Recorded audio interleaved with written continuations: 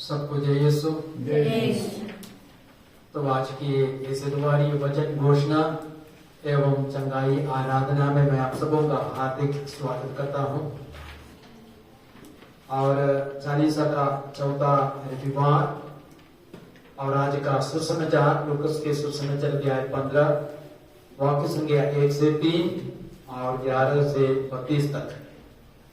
मैं 11 से 24 तक पढ़ूंगा और 1 से 3 तक।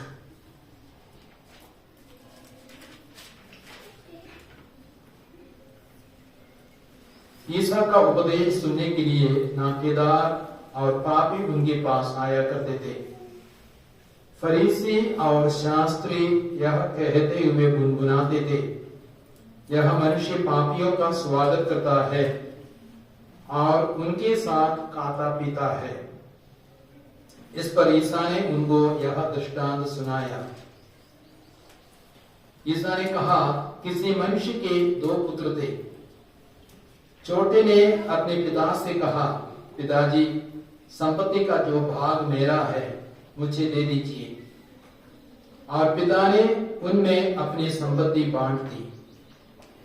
थोड़े ही दिनों बाद छोटा बेटा अपनी समस्त संपत्ति एकत्र कर किसी दूर देश चला गया और वहां उसने भोग विलास में अपनी संपत्ति उड़ा दी। जब वह सब कुछ खर्च कर चुका तो उस देश में भारी अकाल पड़ा और उसकी हालत तंग हो गई। इसलिए वह उस देश के एक निवासी का नौकर बन गया, जिसने उसे अपने खेतों में सूअर चराने भेजा। जो फलियां सूअर खाते थे उन्हीं से वह अपना पेट भरना चाहता था, लेकिन कोई उसे उनमें से कुछ नहीं देता था। तब वह होश में आया और यह सोचता रहा, मेरे पिता के घर कितने ही मजदूरों को जरूरत से ज्यादा रोटी मिलती है और मैं यहाँ भूखों मर रहा हूं। मैं उठकर अपने पिता के पास जाऊंगा। मैं उठकर अपने पिता के पास जाऊंगा और उनसे कहूंगा, पिताजी, मैंने स्वर्ग के विरुद्ध और आपके प्रति पाप किया है। मैं आपका पुत्र कहलाने योग्य नहीं रहा। मुझे अपने मजदूरों में से एक जैसा रख लीजिए। तब वह उठकर अपने पिता के घर की ओर चल पड़ा। वह दूर ही था कि उसके पिता ने उसे देख लिया और दया से द्रवित हो उठा। उसने दौड़कर उसे गले लगा लिया और उसका चुंबन किया। तब पुत्र ने उससे कहा, पिताजी, मैंने स्वर्ग के विरुद्ध और आपके प्रति पाप किया है। मैं आपका पुत्र कहलाने योग्य नहीं रहा। परंतु पिता ने अपने नौकरों से कहा, जल्दी अच्छे से अच्छे कपड़े लाकर इसको पहनाओ और इसकी उंगली में अंगूठी और इसके पैरों में जूते पहना दो। मोटा बछड़ा भी लाकर मारो, हम खाए और आनंद मनाए, क्योंकि मेरा यह बेटा मर गया था और फिर जी गया है, यह खो गया था और फिर मिल गया है। और वे आनंद मनाने लगे। यह प्रभु यीशु क्रिस्त का पवित्र सुसमाचार है।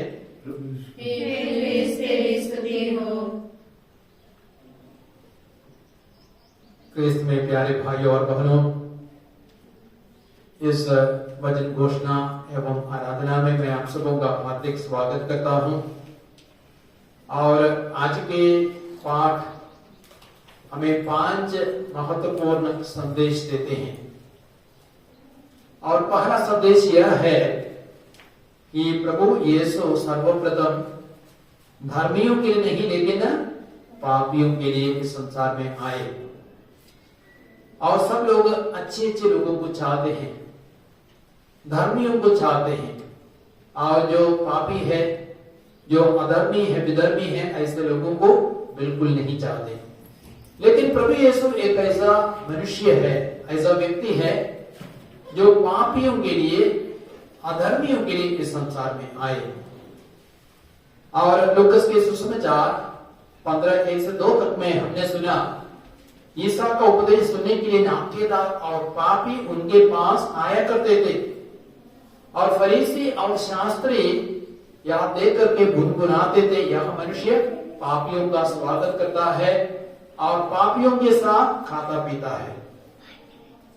और यीशु जवाब में क्या कहता है, मत्ती के सुसमाचार 9:13 में, मैं धर्मियों को बुलाने नहीं लेकिन पापियों को बुलाने के लिए आया हूं। और उसी प्रकार लूकास के सुसमाचार 19 में भी 1-10 तक में हम जक्केऊस के दृष्टांत को पढ़ते हैं। वहां पर भी यीशु कहते, जो खो गया था मानव पुत्र उसी को खोजने एवं बचाने के लिए आया है। तो जो इंसान खो गया है उसी को बचाने के लिए और उसी का उद्धार करने के लिए प्रभु यीशु इस संसार में आए हैं। मार्कुस के सुसमाचार 16:9 में हम देखते हैं, यीशु ने अपने पुनरुत्थान के बाद सर्वप्रथम माता मरियम को नहीं, प्रेरितों को भी नहीं, लेकिन पापनी मरियम मगदलीना को दर्शन दिया। अर्थात यीशु ने मरियम मगदलीना के प्रति अपने विशेष प्रेम को दर्शाया, क्योंकि प्रभु यीशु सर्वप्रथम इस संसार में पापियों के लिए आए, अच्छे लोगों के लिए, धर्मियों के लिए नहीं आए। और प्रेरित अध्याय 9 में हम देखते हैं प्रभु यीशु ने किसको दर्शन दिया, एक अत्याचारी को दर्शन दिया, जो मसीह ही उम्र अत्याचार करता था और उनका वध भी करता था। साउल को दर्शन दिया और साउल को पौलुस में बदल दिया, बहुत ही बड़ा सुसमाचार का प्रचारक बन गया। तो सुसमाचार का एक बहुत बड़ा संदेश यह है, प्रभु यीशु सर्वप्रथम पापियों के लिए आए, धर्मियों के लिए नहीं आए। और आज का सुसमाचार हमें यह भी बताता है कि पाप क्या होता है। हमने बुढ़ाऊ पुत्र के दृष्टांत को सुना, और वह बुढ़ाऊ पुत्र जो छोटा लड़का था उसने क्या किया, अपने पिता की संपत्ति को लेकर दूर देश चला गया। तो पाप का मतलब क्या है, प्रभु से दूर चला जाना, प्रभु की संगति से, प्रभु के प्रेम से, प्रभु की निकटता से, प्रभु के आदेशों से, प्रभु के वचनों से दूर चला जाना और अपना मनमाना जीवन जीना, और मैं अपना राजा बनकर के जीना, मैं अपनी इच्छा को, अपनी वासनाओं को पूरा करूंगा, वह है पाप का अर्थ। और पाप का एक दूसरा अर्थ हम देखते हैं ईसाइयाह के ग्रंथ अध्याय 1-2 में, वहां पे वचन कहता है, तुमने मेरे विरुद्ध विद्रोह किया है। विद्रोह करना पाप है, क्योंकि वहां पे कहा गया है, आकाश सुनो, पृथ्वी ध्यान दो, क्योंकि प्रभु बोला है, मैंने पुत्रों का पालन पोषण किया किंतु उन्होंने मेरे विरुद्ध विद्रोह किया है। तो पाप का अर्थ क्या है, विद्रोह करना, प्रभु की आज्ञा के विरुद्ध, प्रभु के आदेशों के विरुद्ध, प्रभु की इच्छा के विरुद्ध और प्रभु के नियम कानून के विरुद्ध विद्रोह करना और अपना राजा बनना, अपनी इच्छा पर चलना, पाप का एक दूसरा अर्थ होता है। और एक पाप का तीसरा अर्थ हम देखते हैं यूहन्ना का पहला पत्र अध्याय 3-4 में, वहां पे वचन क्या कहता है, जो पाप करता है ईश्वर की आज्ञाओं का उल्लंघन करता है। तो आज्ञाओं का उल्लंघन भी पाप का एक अर्थ है। जैसे प्रभु ने हमें कितना आदेश दिए, 10 आदेश दिए, उनमें से किसी भी आदेश का उल्लंघन करेंगे हम पाप करते हैं। कलीसिया के कितने हुक्म है, 6 हुक्म है। यदि हम उन हुक्मों के विरुद्ध जाएंगे तो हम पाप करते हैं। और पाप का एक चौथा अर्थ है, उसको जानने के लिए आप याकूब का पत्र अध्याय 4 वाक्य संख्या 17 पढ़ सकते हैं। याकूब 4:17, वहां पे संत याकूब लिखते हैं, जो मनुष्य यह जानता है कि उसे क्या करना चाहिए किंतु नहीं करता, उसे पाप लगता है। हमें मालूम है हमें क्या क्या करना है, हमें प्रार्थना करनी है, लेकिन यदि हम प्रार्थना नहीं करते, हमें मालूम है इतवार के दिन को गिरजा जाना है, पवित्र मिसा में भाग लेना है, लेकिन यदि हम नहीं जाते तो हम पाप करते। हमें मालूम है कि हमें दूसरों की मदद करनी है, दूसरों की सहायता सेवा करनी है, लेकिन यदि हम दूसरों की सहायता मदद नहीं करते हम पाप करते हैं। जो अच्छे काम हमें करना है लेकिन नहीं करते, हम पाप करते हैं, that is sin of omission. जो ड्यूटी रिस्पॉन्सिबिलिटी हमें पूरा करना है, हम पूरा नहीं करते, हम पाप करते हैं। तो पाप के तरह तरह के अर्थ होते हैं और सुसमाचार हमें यह भी बताता है पाप का अंजाम क्या होता है, पाप का परिणाम क्या होता है। हमें मालूम, उड़ाव पुत्र दूर देश चला गया, उसने अपना मनमाना जीवन जिया, पिता की संपत्ति को वेश्याओं के पीछे शराब में उड़ा दी और उसका परिणाम क्या हो गया, तंग हालत आ गई, देश में अकाल पड़ गया, वहां बहुत ही गरीब बन गया, उसके कपड़े फटने लगे और सारी संपत्ति खर्च हो गई और तब वो भिखारी जैसा बन गया और नौकरी खोजने लगा। अंत में उसको सुअर चराने की नौकरी मिल गई। सुअर जो फलियां खाते थे उन फलियों को भी खाने को उसे नहीं मिलता था और उसकी हालत बहुत खराब हो गई। तो पाप का अंजाम है दुख, कष्ट, गरीबी और विनाश, ये सब कुछ पाप के अंजाम होते हैं। और बहुत से नौजवान नव युवतियां पाप में भटक जाते हैं, जो कुछ उनके पास है वे सब वे उड़ा देते हैं और वे कंगाल बन जाते हैं, पूरे परिवार को भी बहुत विनाश में डाल देते हैं। और आज का सुसमाचार हमें यह भी बताता है कि पश्चाताप क्या होता है। तो सुसमाचार का एक चौथा संदेश है, सुसमाचार हमें बताता है कि पश्चाताप क्या होता है। और पश्चाताप का अर्थ है होश में आना और पिता के पास लौटना, ईश्वर के पास लौटना। बुढ़ाऊ पुत्र होश में आया जब उसकी हालत बहुत तंग हो गई, जब वो भूखा प्यासा था, कपड़े नहीं थे और जूते नहीं थे, तब वो होश में आया और उसने कहा मेरे पिता के घर में नौकरों को भी जरूरत से भी अधिक भोजन मिलता है, मैं यहाँ भूखों मर रहा हूँ, मैं अपने पिता के पास जाऊंगा और पिता से कहूंगा पिताजी मैंने आपके विरुद्ध और स्वर्ग के विरुद्ध पाप किया है, मुझे एक नौकर जैसा रख लीजिए। तो उड़ाऊ पुत्र ने एक निर्णय लिया पिता के पास लौटने के लिए। तो पश्चाताप का यही अर्थ है प्रभु के पास लौटना। इसलिए मलाकी के ग्रंथ अध्याय 3:7 में वचन कहता है तुम मेरे पास लौट आओ, मैं तुम्हारे पास लौटूंगा। Praise the Lord, hallelujah, hallelujah. तो पश्चाताप का अर्थ है पिता के पास लौटना, पिता की संगति में रहना, पिता के आदेशों को सुनना, पिता के आदेशों को मानना और पिता की इच्छा के अनुसार जीना, प्रभु के वचन के अनुसार जीना ही पश्चाताप का अर्थ होता है। और सुसमाचार हमें यह भी बताता है, पांचवा मुख्य संदेश है, पश्चाताप का अंजाम क्या होता है, पश्चाताप का परिणाम क्या होता है। हम देखते जैसे उड़ाऊ पुत्र लौटे और दूर से पिता ने उसको देखा, पिता उसके पास दौड़ पड़े और बेटा भी पिता के पास दौड़ पड़े। तो पिता ने क्या किया, बेटे को गले लगाया और उसका चुंबन किया और दोनों बहुत रो रहे थे। पिता प्रेम के कारण, पुत्र पश्चाताप के कारण आंसू बहा रहे थे। और तब पिता ने क्या कहा, पिता ने नौकरों से कहा मेरे इस बेटे के लिए अच्छे से अच्छे कपड़े लाओ, उसके पैरों के लिए जूते लाओ और उसकी उंगली के लिए अंगूठी लाओ और मोटे से मोटे बछड़े को मारो, क्योंकि हम आनंद मनाएंगे। मेरा यह बेटा खो गया था फिर वापस आया है, यह मर गया था फिर जी गया है, इसलिए हम आनंद मनाएंगे। Praise the Lord, hallelujah. जब भी एक इंसान जो पापों में भटक जाता है, पिता के पास लौटता है और वो पश्चाताप करता है, तब स्वर्ग में कितना आनंद मनाया जाता है। ना सिर्फ स्वर्ग में, लेकिन पृथ्वी पर भी हर परिवार में आनंद मनाया जाता है। कलीसिया भी ऐसे व्यक्तियों के लिए आनंद मनाती है। Praise the Lord. तो यदि आप दूसरों को आनंद देना चाहते हैं, अपने परिवार को आनंद देना चाहते हैं, आपको क्या करना है, पश्चाताप करना है, लौटना है, अपने आचरण को सुधारना है, तब आप दूसरों को आनंद देंगे, आप दूसरों के लिए आनंद का कारण बनेंगे। लेकिन यदि आप पाप में बने रहेंगे, आप सबों के लिए, परिवार के लिए, कलीसिया के लिए, सबों के लिए दुख का ही कारण बने रहेंगे। तो सुसमाचार हमें दिखाता है पश्चाताप क्या होता है। और जब हम पश्चाताप करते हैं हम अपने ईश्वर के साथ एक हो जाते हैं और हम नए व्यक्ति बन जाते हैं।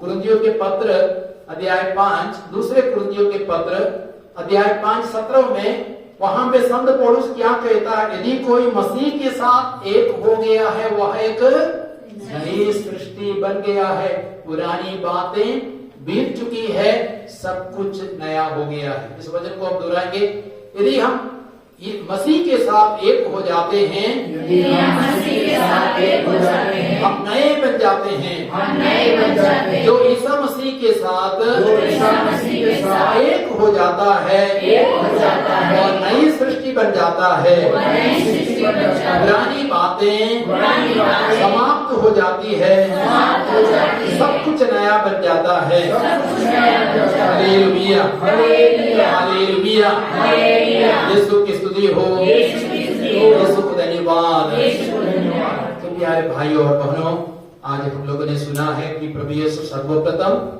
धर्मियों के लिए नहीं लेकिन पापियों के लिए आए हैं, और साथ ही साथ सुसमाचार हमें बताता है पाप क्या होता है और पाप का अंजाम क्या होता है, पश्चाताप क्या होता है, पश्चाताप का परिणाम क्या हो जाता है।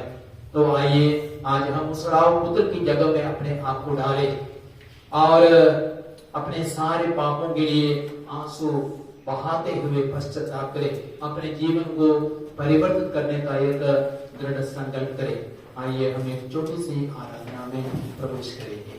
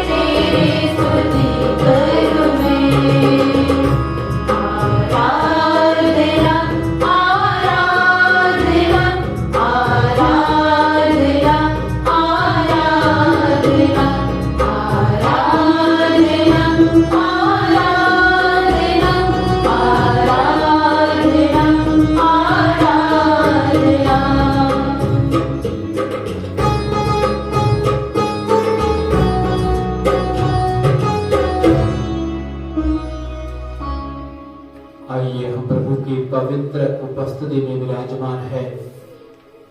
यीशु रोटी के रूप में हमारे बीच में है और वह प्रभु हमसे कहते हैं, याद रखो संसार के अंत तक मैं तुम्हारे साथ हूं। हम प्रभु की उपस्थिति में रहने के लिए अयोग्य है क्योंकि हमने बार बार पाप किया, अनेक पापों में हम गिर गए लेकिन हमारे लिए सांत्वना की बात यह है, प्रभु धर्मियों को नहीं पापियों को बुलाने के लिए संसार में आए। इसलिए प्रभु यीशु कहते हैं, मैं धर्मियों को नहीं पापियों को बुलाने के लिए आया हूं। प्रभु यीशु कहते, जो खो गया था मानव पुत्र उसी को खोजने के लिए और बचाने के लिए आए हैं। हम अपने आप को उस उड़ाऊ पुत्र की जगह में डालें, उस उड़ाऊ पुत्र की आंखों से हम प्रभु को देखें। उड़ाऊ पुत्र को होश आया और उड़ाऊ पुत्र ने एक निर्णय लिया, मैं अपने पिता के पास जाऊंगा और पिता से मैं माफी मांगूंगा। पिता से कहूंगा, पिताजी मैंने आपके और स्वर्ग के विरुद्ध पाप किया है, मैं आपका पुत्र कहलाने के लिए योग्य न रहा। सुड़ाऊ पुत्र की जगह में अपने को डालते हुए हम गाएं, मैं जाऊंगा पिता के पास, पिता के पास, पिता के पास। मैं जाऊंगा पिता के पास, पिता के पास, पिता के पास। उस उड़ाऊ पुत्र दूर देश चला गया था और उसने अपनी सारी संपत्ति भोग विलास में वेश्याओं के पीछे उड़ा दी और पाप में गिरे, शराब पीने के पाप में, व्यभिचार के पाप में गिरे। आइए हम सब प्रकार के पापों को प्रभु के हाथों में अर्पित करते हुए हम बुरा गाएंगे, मैं जाऊंगा पिता के पास, पिता के पास, पिता के पास। मैं जाऊंगा पिता के पास, पिता के पास, पिता के पास।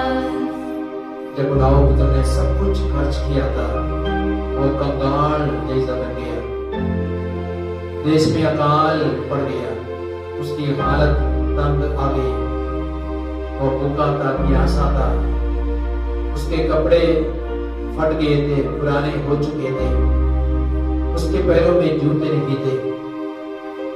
और ऐसी हालत में उसने एक निर्णय लिया, मैं अपने पिता के पास जाऊंगा, मैं पिता से क्षमा याचना करूंगा।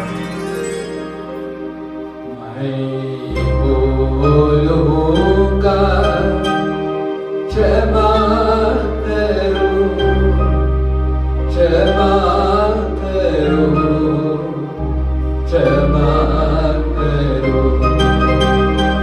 मैं बोलूंगा क्षमा करो, क्षमा करो, क्षमा करो। वचन कहता है, तुम मेरे पास लौट आओ, मैं तुम्हारे पास लौटूंगा। जैसे ही पश्चाताप करते हुए उड़ाऊ पुत्र पिता के पास लौटे, उसके पिता भी उसके पास लौट आए और उसकी सारी जरूरतों को पूरा करने के लिए वो तैयार हो गया। उसको सब कुछ वापस मिला। इसलिए हम गाएंगे, मैं लौटूंगा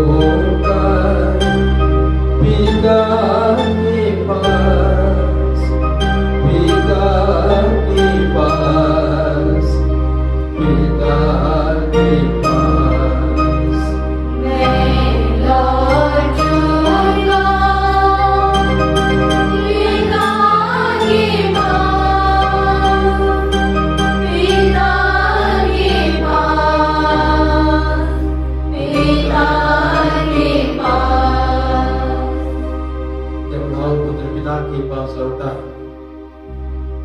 पिता ने क्या किया, उस बेटे का आलिंगन किया, उसका चुंबन किया और नौकरों से कहा, मेरे बेटे के अच्छे से अच्छे कपड़े लाओ और उसके पैरों के लिए जूते, उसकी उंगली के लिए अंगूठी लाओ और मोटे से मोटे बच्चे को मारो, क्योंकि हम आनंद मनाएंगे, हम भोज करेंगे, एक साथ खुशी मनाएंगे।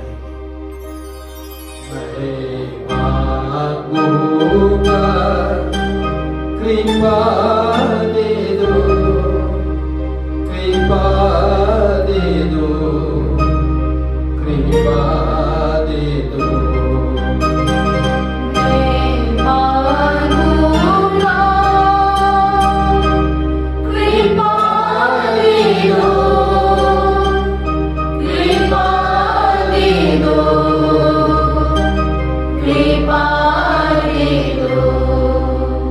मैं बोलूंगा क्षमा करो, क्षमा करो, क्षमा करो।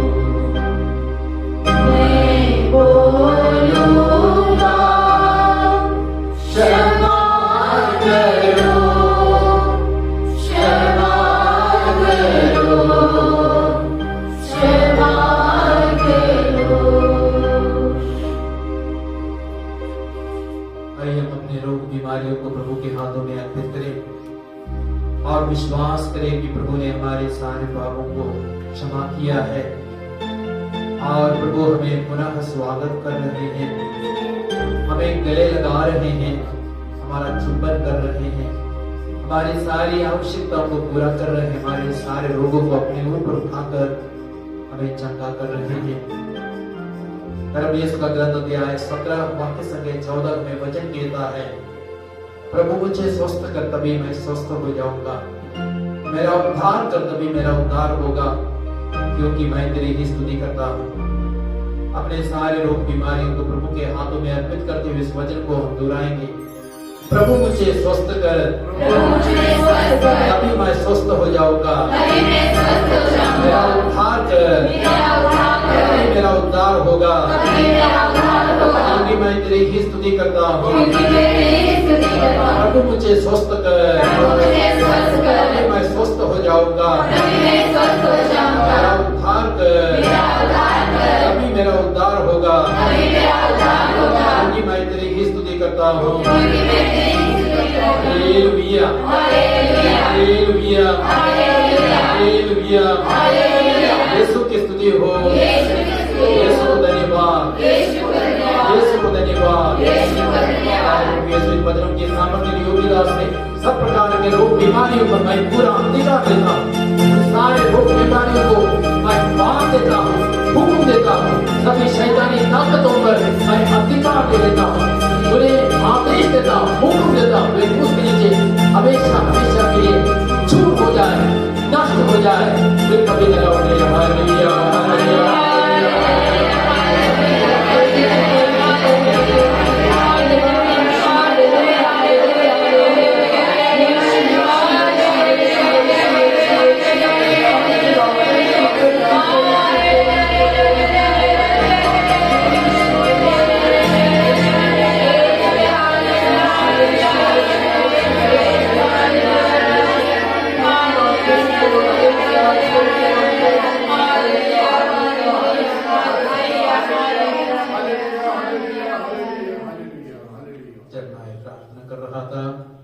प्रार्थना में प्रभु ने कुछ संदेश दिए हैं और एक संदेश यह है, हमें मृत्यु के लिए हमेशा तैयार रहना है, क्योंकि मृत्यु कैसे आती है, चोर की तरह अचानक आ जाती है। तो कृपा की अवस्था में हमें हमेशा रहना है।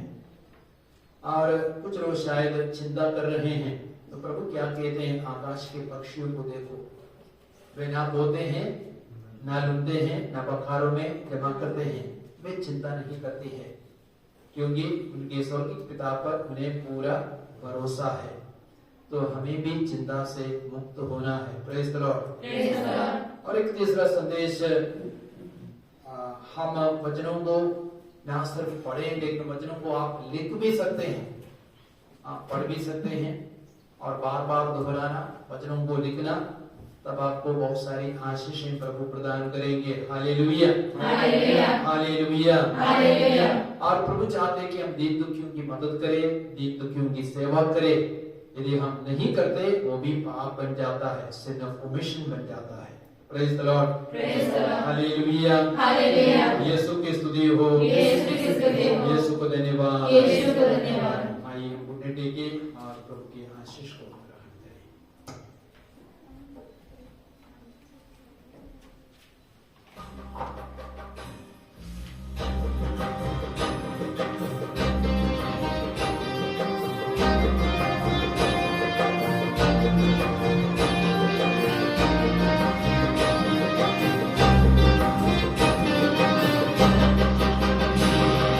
यीशु बिना जीवन ये बेकार है।